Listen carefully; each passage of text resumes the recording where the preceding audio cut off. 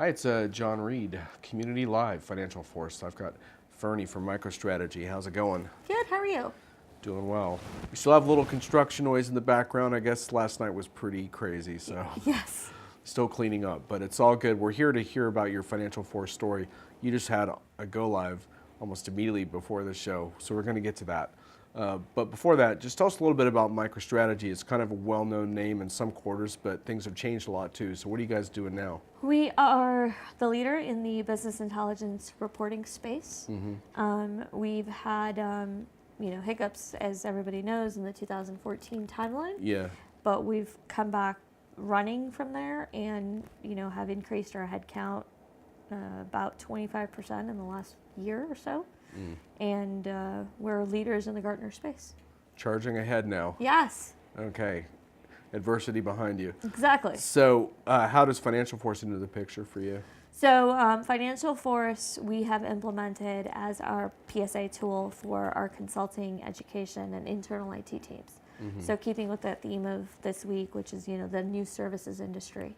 Right. Financial Force is bringing in a lot of transparency into our consulting projects and helping us better manage them. It is also used internally, at least in my department in IS, because we are using the structure and the constraints of Financial Force to manage our internal projects. So tell us about the go live. It just happened, what, 2 weeks ago? 2 weeks ago, so we went live June 6th. Big bang approach. The entire company is on Financial Force. Wow.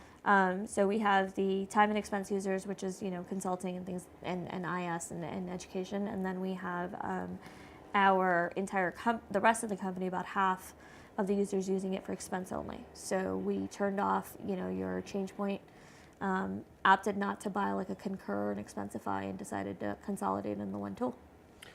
And go live is really more of a journey than a moment, right? Because there's always a lot more to do. Right. What's going to be next for you now that you actually flipped the switch? So we have a lot of data to look at and clean up from our legacy systems that were migrated over. We're doing that actively right now. The consulting and finance teams are involved, and we're hoping to, we have quarter close coming up in a couple of weeks. We're hoping to get billing out the door clean. As far as the journey of go live goes, we have at least 28 enhancements as of this morning that users have asked for. We are doing a pause on anything from a phase 2 perspective until users get used to the system, because some of those natural things will go away. You've used it for a quarter, I don't need X, Y, and Z anymore. Yeah. You were telling me that you can tell, even though it's still early days with the live, that the system's pretty transparent, which is sort of exposing some issues around processes, which is going to give you a chance to clean those processes up. Yeah. Is that a good way of putting it? Absolutely. So we have a lot of, just as any consulting organization does, underrun, overrun projects.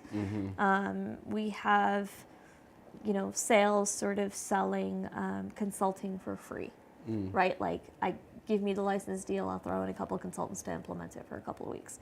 And it's really helping make that transparent. We have built a lot of rules in the system that will prevent people from sort of abusing projects and abusing resources. Okay, and one thing we talked about a little bit, you were on a customer panel for the analysts and media yesterday, which was interesting, and we're talking about this theme around data and how it's not just about transactional systems anymore. It's about getting that data and serving it up to users in a way that makes sense to them. And you were saying that you guys have done some work with Financial Force data and your own dashboarding tools and such. How does that work? So we are taking all of our systems and pulling it into our data warehouse via ETL. And just as when you've got many systems, you don't necessarily have all the decision-making tools in like a PSA. Yeah. Right? You may need to look at billing. You may need to look at another finance system. And so we're pulling all of that into our data warehouse. We're putting MicroStrategy's reporting tools on top of it. And what we've done is, throughout the company and the corporate organization, we have created 40 or so two-letter processes. Project management, engagement management, service delivery on the consulting side. Got it. And on a weekly basis, we created dashboards, and it took us about 18 months to do this journey, with really meaningful data where you can look at the dashboard and understand the story. for a project or for a project manager or for a service delivery. And we've weaved that in with PSA as well, so that PSA data is going into our data warehouse. We're using Microstrategy on top of it. The dashboards are splashed throughout our organization. So our CEO, Michael Saylor, has this death to drywall idea. So we have these large monitors all over the offices where the dashboards are flashing for a few minutes, and you could look up and be like, hey, why is that red? Or what's going on with that project where you have 18 months of backlog, but you haven't had any delivery in 6 months, right? Like, what's the actual story? And we've also run calls with our service delivery team in this particular example on a weekly basis with the dashboard, where the analysts are just saying, what's going on here? How's this going? What's the project health? You're saying it's healthy is green, but I see they haven't paid us in 2 months. Like, is it really green? Right. Right? And it's been great because it's allowed, in that theme of transparency, a level of transparency that's outside of PSA, but takes the data and merges it.